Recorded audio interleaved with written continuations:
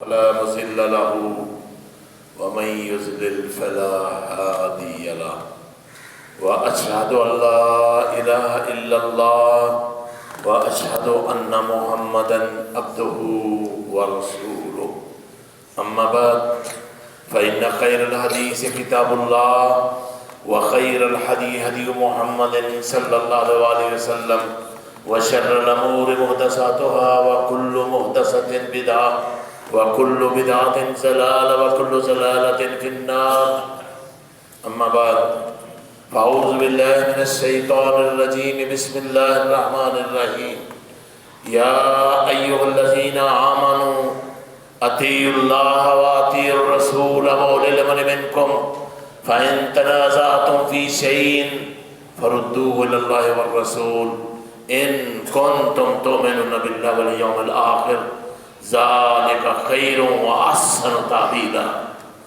يا أيها الذين آمنوا أطيعوا الله وأطيعوا الرسول ولا تبطلوا أعمالكم.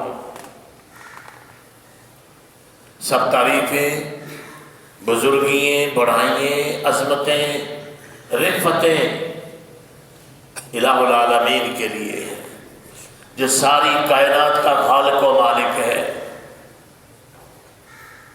درود و سلام ہوں ہادی برحق رحمت دو عالم امام الانبیاء سید الانبیاء خاتم النبیین محسن انسانیت جناب محمد الرسول اللہ صلی اللہ علیہ وآلہ وسلم کی ذات مبارکہ پر.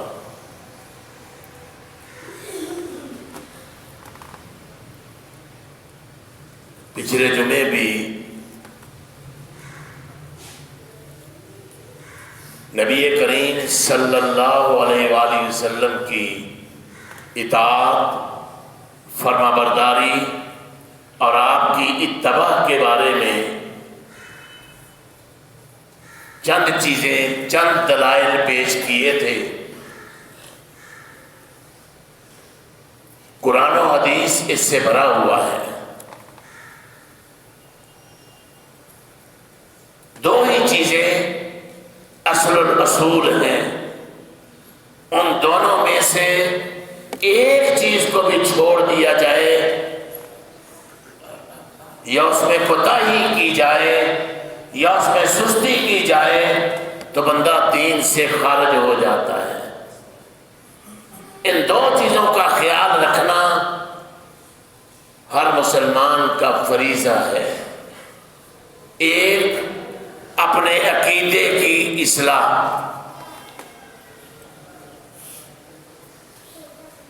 اور وہ اللہ رب العالمین پر غیر متزلزل یہ عقیدہ ہو کہ اللہ کے علاوہ الہ کوئی نہیں ہے. وہ اپنی ذات میں بھی یکتا، وہ اپنی صفات میں بھی یکتا. بہت سی ایسی چیزیں ہیں عام لوگوں کو ان کا علم نہیں ہے. بہت سے لوگ اللہ کی صفات کو یا تو مانتے ہی نہیں ہیں یا اللہ کی ذات میں تعویلیں کرتے ہیں. اہل سنت والجماعت کا یہ عقیدہ ہے. اہل سنت والجماعت وضاحت ہی کرنی پڑتی ہے کہ اہل سنت والجماعت جس کو ہم کہتے ہیں وہ صحابہ کی جماعت تھی، تابعین کی جماعت تھی، محدثین کی جماعت تھی. لیبل صرف لگانے سے اہل سنت نہیں بندہ بنتا. لیبل اہل سنت کا لگا لے اور جناب کام سارے ہی بدعات کے کرتا چلا جائے، اس کو اہل سنت نہیں کہتے. لیبل شربت کا لگائے اور ہو وہ شراب تو یہ زیب نہیں دیتا. لیبل یہ لگا لے کہ یہ مدینہ کی ریاست ہے لیکن مدینہ منورہ کی ریاست میں سے ایک چیز بھی وہاں نہ ہو، اس کو ہم منافق کہتے ہیں. اس کو ہم اللہ کے دین سے بغاوت کہتے ہیں، اللہ کے دین سے دھوکہ کہتے ہیں کہ لیبل کچھ ہو اور کرتا کچھ ہو۔ تو برکت اہل سنت والجماعت وہ لوگ صحابہ تھے، تابعین تھے۔ تو بات ہو رہی تھی عقیدے کی، اللہ کی ذات پر عقیدہ، اللہ کی صفات پر عقیدہ، اس میں انسان غیر متزلزل ہو، غیر متزلزل ہو اور اس پر ایمان رکھتا ہو کہ اس کائنات میں اللہ جیسا کوئی نہیں ہے، اس کا مقابل کوئی نہیں ہے، اس کا ہمسر کوئی نہیں ہے۔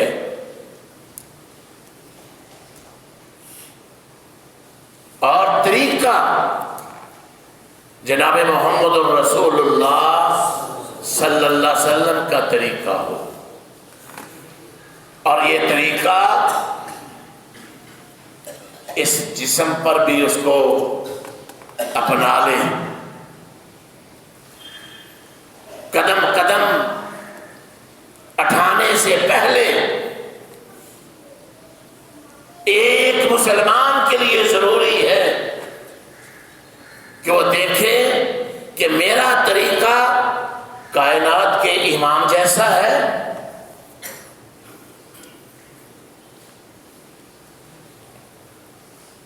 اور اسی لیے اللہ احکم الحاکمین نے فرمایا یا ایھا الذین آمنو۔ پچھلے جمعے بھی یہ عرض کی تھی کہ جب یہ صیغہ بولا جاتا ہے نا یا ایھا الذین آمنو، تو کسی اہم چیز کی طرف ایمان والوں کو متوجہ کیا جاتا ہے کہ ہم تم گوش ہو جاؤ، توجہ سے سنو۔ اللہ نے بڑے پیار سے، بڑی محبت سے تمہیں ایمان والے کہہ کر پکارا ہے، اور ایمان بہت بڑی دولت ہے۔ ساری کائنات ایک طرف ہو اور ایمان ایک طرف ہو، اس کائنات کی حقیقت ایک پرکاہ کے برابر بھی نہیں ہے۔ اصل میں ہم نے ایمان کو سمجھا ہی نہیں ہے۔ دو ٹکوں پر بک جانے والے ایماندار نہیں ہو سکتے۔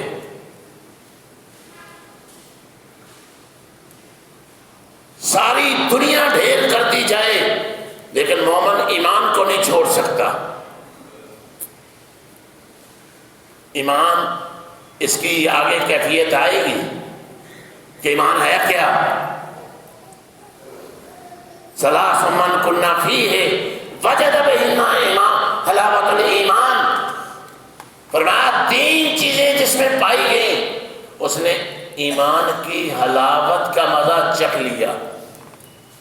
ایمان اتنی بڑی چیز ہے۔ تین چیزیں، ان یکون اللہ ورسولہ احب الیہ مما سواہما۔ یہ حلاوت کیا ہے؟ سب سے پہلے اس کی شرط کیا ہے؟ اللہ اور اس کے رسول صلی اللہ علیہ وسلم ساری کائنات سے زیادہ تمہیں محبوب ہوں۔ یعنی ساری کائنات ایک طرف ہو اور اللہ اور اس کے رسول صلی اللہ علیہ وسلم ایک طرف ہوں۔ جناب رسول اللہ صلی اللہ علیہ وسلم نے فرمایا اللہ اور اس کے رسول کی محبت ساری کائنات سے تمہارے دل میں زیادہ ہو، تب جا کے بندہ مومن بنتا ہے۔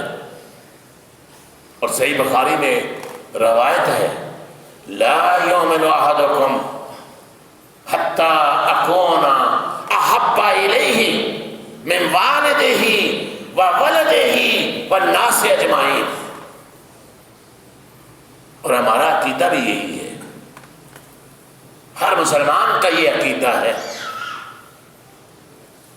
جس کا یہ عقیدہ نہیں ہے ہم اس کو مسلمان نہیں سمجھتے۔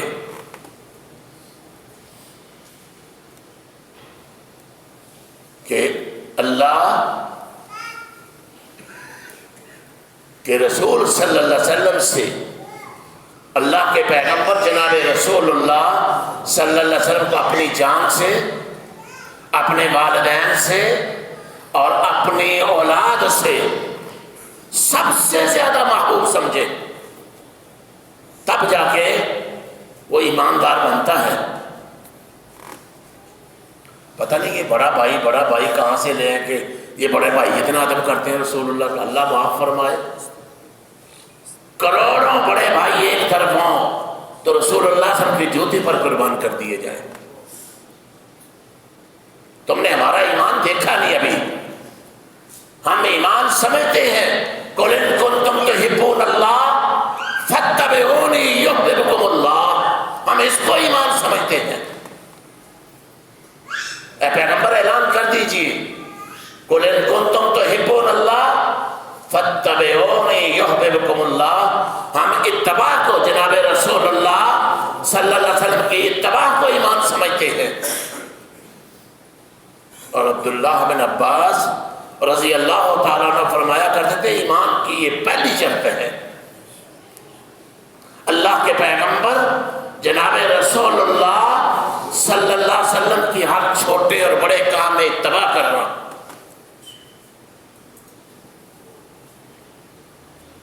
قُلْ إِن كُنتُمْ تُحِبُّونَ اللَّهَ فَاتَّبِعُونِي يُحْبِبْكُمُ اللَّهُ وَيَغْفِرْ لَكُمْ ذُنُوبَكُمْ وَاللَّهُ غَفُورٌ رَحِيمٌ۔ یہ محبت کتنی بڑی ہے؟ فرمایا اگر تم اللہ سے محبت کا دعویٰ کرتے ہو پھر میری پیروی کرو۔ گویا کہ اللہ سے محبت کے دعوے کا مطلب یہ ہے کہ جناب رسول اللہ صلی اللہ علیہ وآلہ وسلم کی پیروی کی جائے، محبت اس کو کہتے ہیں۔ ہر کام اللہ کے پیغمبر جناب رسول اللہ صلی اللہ علیہ وسلم کی مخالفت میں کرنا، قدم قدم پر بدعات اور شرکیات اور اللہ کے پیغمبر کی نافرمانی کرنا، اگر تم اس کو محبت کہتے تو ہم اس محبت کو نہیں مانتے۔ فرمایا ان کنتم تحبون اللہ فاتبعونی، اگر تم اللہ سے محبت کرتے ہو تو میری پیروی کرو۔ یحببکم اللہ، اللہ بھی تم سے محبت کرے گا۔ یہ معیار ہے جناب رسول اللہ صلی اللہ علیہ وسلم کی محبت کا کہ جب تم اللہ کے پیغمبر جناب رسول اللہ صلی اللہ علیہ وآلہ وسلم کی اتباع کرو گے پھر اللہ تم سے محبت کرے گا۔ اور جو بندہ ہم میں سے جو بندہ اپنے اس وجود پر اس دین کو نافذ نہیں کر سکتا، جو انسان اپنے اس وجود پر کنٹرول نہیں کر سکتا، اپنے اس 5-6 فٹ کے وجود کو اللہ اور اس کے رسول کے تابع نہیں کر سکتا، وہ ساری دنیا پر اللہ اور اس کے رسول کی حکمرانی کو کیسے اعلان کر سکتا ہے؟ خیال استو محال استو جنون، خیال استو محال استو جنون، یہ ہو ہی نہیں سکتا کہ بندہ خود عمل نہ کرتا ہو اور دوسروں کو کہے کہ عمل کرو۔ اصل میں سب سے بہترین تربیت کا پہلو یہ ہے کہ مربی ہر چیز پر خود عمل کرتا ہو۔ اگر وہ خود ہی عمل نہیں کرتا تو دوسروں کو کیا کہے گا؟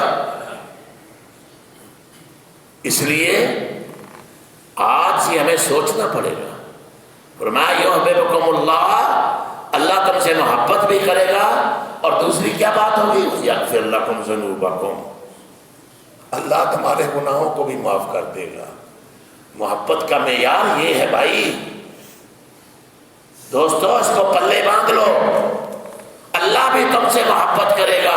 اگر تم سنت کے مخالفت میں کام کرو گے، رسول اللہ صلی اللہ علیہ وسلم کا طریقہ نہیں ہوگا، کچھ نہیں ملے گا۔ یہ کہہ کر ہم بدعمالیاں باتیں کرنا شروع کر دیتے ہیں، بہت سے لوگوں کو دیکھا جی ہم کہاں رسول اللہ صلی اللہ علیہ وسلم جیسے بن سکتے ہیں، ہم قبر صحابہ جیسے بن سکتے ہیں. کوئی ہے شک اس میں کہ ہم نہیں بن سکتے، لیکن وہ طریقہ تو اپنا سکتے ہیں نا. اس طریقے کو لَقَدْ كَانَ لَكُمْ فِي رَسُولِ اللَّهِ أُسْوَةٌ حَسَنَةٌ، اور تمہارے لیے جناب محمد رسول اللہ صلی اللہ علیہ وسلم اسوہ ہے، ماٹو ہے. آپ کبھی کوئی شخص کسی چیز کی نقل اتار کے اس کا بنانا چاہے تو کوشش کرتا ہے اس جیسا بنے، اگرچہ وہ اصل جیسا تو نہیں بن سکتا، لیکن کچھ نہ کچھ مشابہت تو اسے ہوتی ہے. اور اگر ہماری مشابہت ہی نہ ہو، اور پھر ساتھ ہی فرمایا واللہ غفور الرحیم، اے اللہ پھر غفور الرحیم بھی ہے. اگر تم طریقہ جناب رسول اللہ صلی اللہ علیہ وسلم کا اختیار کرو گے، اس وقت تم جناب رسول اللہ صلی اللہ علیہ وسلم کا اختیار کرو گے، پھر اللہ غفور الرحیم بھی ہے. اسی لیے فرمایا اگر تم بڑے بڑے گناہوں سے اجتناب کرو گے اور کتاب و سنت کا خیال رکھو گے، اللہ چھوٹے چھوٹے تمہارے گناہ خود ہی معاف کر دے گا. بڑے گناہ معافی کے بغیر معاف نہیں ہوں گے، ہر گناہ سے معافی ضروری ہے. اپنے گناہوں سے ہم معافی مانگیں، اور معافی کا مطلب یہ ہے ان لا یعود علیہ ابدا، ان یندم علیہ، اس کی طرف، اس گناہ کی طرف پلٹ کر نہ دیکھے، اس پر نادم بھی ہو، پشیمان بھی ہو. جب تک یہ نہیں ہوگا معافی نہیں ہوگی. اس لیے یہ چیزیں بڑی ضروری ہیں. پھر اللہ غفور الرحیم ہے. ہم زبانی کہتے رہتے ہیں اللہ بڑا غفور الرحیم ہے، کام ہمارے وہی ہیں جو ہم نے اپنی مرضی سے کرنے ہیں. تو یہ طریقہ نہیں ہے بھائی. آج دنیا بہت آگے نکل چکی ہے. بے حیائی، بے راہ روی ہمارے بیڈ روم میں آ چکی ہے. چھوٹے سے لے کر بڑا، مرد اور عورت سب اس میں ملوث ہو چکے ہیں. اس لیے اپنی اصلاح، کل ہم نے اپنے رب کے حضور پیش ہونا ہے. یہ اوپر بچوں کو جی چپ کروا دیں، بڑی مہربانی ہوگی. ہم نے کل اپنے رب کے حضور پیش ہونا ہے. وہاں ایک ایک ذرے کا بھائیو حساب ہوگا، ایک ایک ذرے کا. جو ایک ذرہ بھی بھلائی کرے گا وہ بھی اپنی آنکھوں کے سامنے دیکھ لے گا، جو ایک ذرہ بھی اچھائی کرے گا وہ اپنی آنکھوں کے سامنے دیکھ لے گا. انسان اس دن پریشان ہو جائے گا، یہ کیسی کتاب ہے جس نے ذرات کو بھی نہیں چھوڑا، چھوٹی اور بڑی ساری چیزیں لکھ دی ہیں. اس دن بھی حضرت انسان اس کو یاد آئے گا، لیکن اس دن کوئی فائدہ نہیں ہوگا. اس دن کوئی فائدہ نہیں ہوگا. فرمایا اللہ غفور الرحیم بھی ہے. یہ آیت جو میں نے شروع میں تلاوت کی تھی، یا ایھا الذین آمنوا اطیعوا اللہ واطیعوا الرسول واولی الامر منکم فإن تنازعتم فی شیء فردوه الی اللہ والرسول ان کنتم تؤمنون باللہ والیوم الآخر ذلک خیر واحسن تأویلا. اس کا شان نزول کیا ہے یہ سمجھنا ضروری ہے. یہ آیت کیوں نازل کی گئی؟ اللہ کے پیغمبر جناب رسول اللہ صلی اللہ علیہ وآلہ وسلم نے ایک چھوٹا سا لشکر عبداللہ بن حذافہ بن قیس رضی اللہ تعالیٰ عنہ کی سرکردگی میں بھیجا. جہاں آپ نے بھیجا تھا وہاں یہ لوگ پہنچ گئے جن کو جناب رسول اللہ صلی اللہ علیہ وسلم نے امیر مقرر کیا تھا، عبداللہ بن حذافہ کو. وہ اپنے ساتھیوں سے کسی بات پر ناراض ہو گئے. یہ صحیح بخاری کی روایت ہے. اور کہنے لگے بھئی سب لکڑیاں اکٹھی کرو. جنگل سے سب نے لکڑیوں کا ڈھیر لگا دیا. امیر کا حکم تھا، جس نے امیر کی اطاعت کی اس نے گویا رسول اللہ کی اطاعت کی.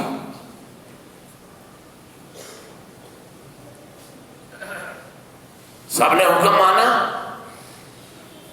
کہنے لگا بھی آپ ان لکڑیوں کو آگ میں لگاتا ہوں، تم سارے اس آگ میں کود جاؤ.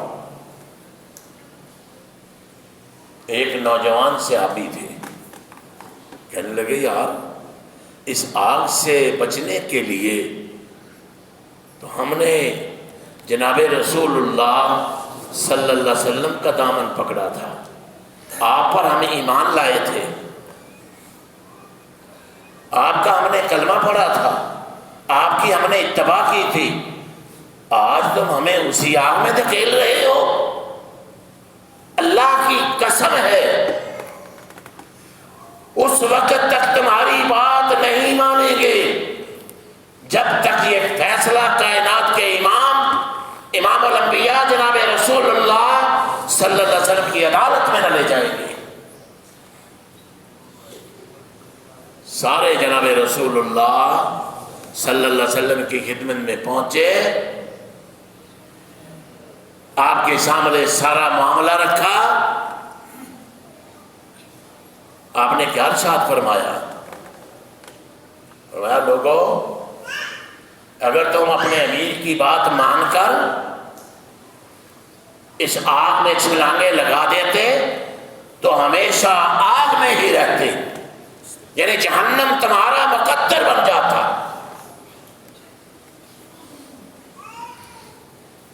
امیر وہ جس کو رسول اللہ صلی اللہ علیہ وسلم نے مقرر کیا. امیر وہ جو صحابی رسول تھا، کوئی عام آدمی نہیں تھا. لیکن فرمایا اگر تم آگ میں چھلانگ لگا دیتے اپنے امیر کے کہنے پر تو تم آگ میں ہی رہتے. اس آیت سے بعد لوگوں نے عمراء سے مراد حکام لیے، بادشاہ، امیر المومنین.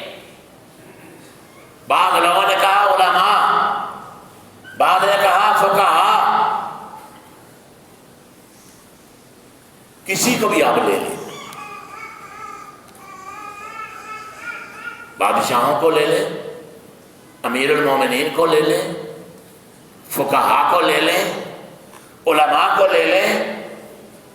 قاعدہ اور کلیہ یہی ہے جو اللہ نے اپنے قرآن میں بیان فرمایا.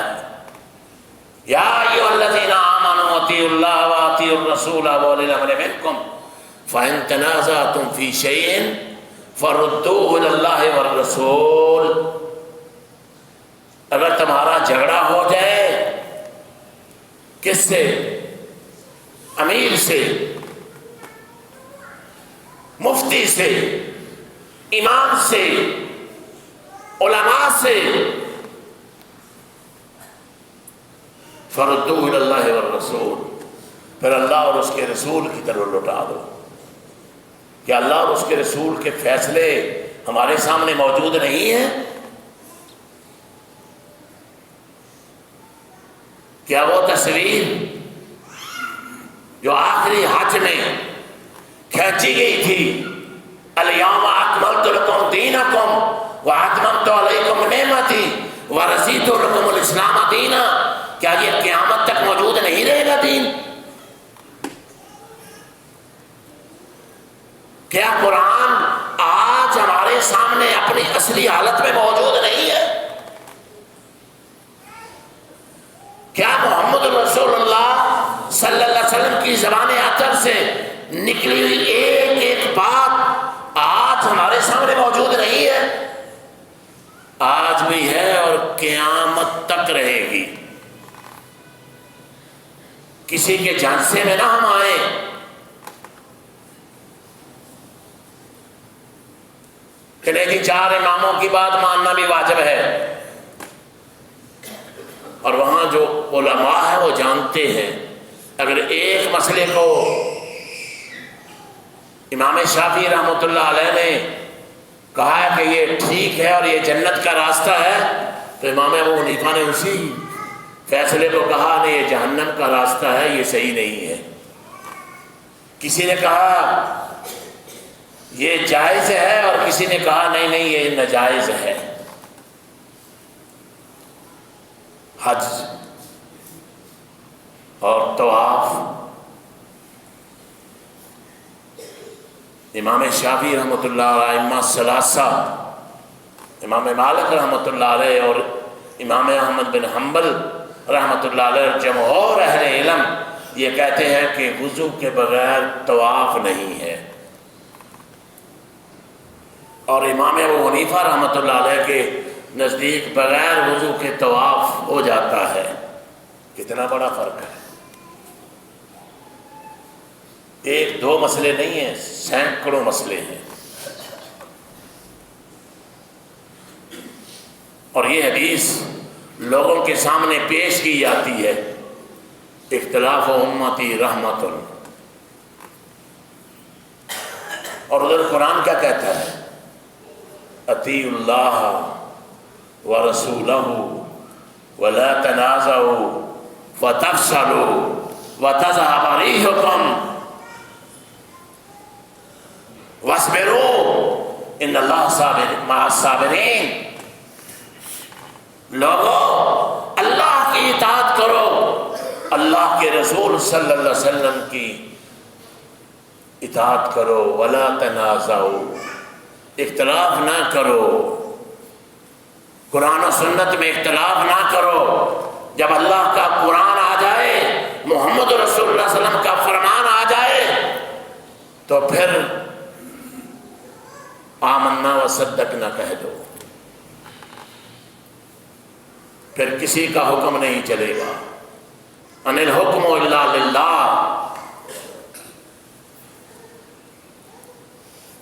لا طاعۃ لمخلوق فی معصیۃ الخالق۔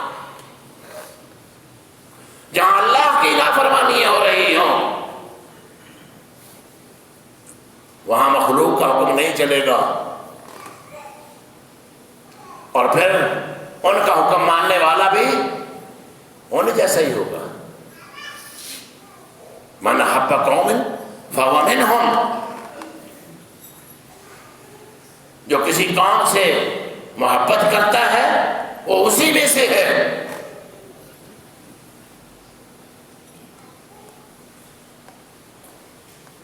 اور اللہ کے پیغمبر صلی اللہ علیہ وآلہ وسلم نے فرمایا جس جگہ غیر اللہ کے نام کا دیا جاتا ہے وہاں اللہ کے نام کا دینا بھی حرام ہے۔ اور مشرکین مکہ کہتے تھے یہ جو پائے یہ جانوروں کے بچے اللہ کے لیے، یہ ہمارے لیے ہیں۔ بعد اللہ کے لیے مقرر کر دیتے، بعد اپنے بتوں کے لیے مقرر کر دیتے۔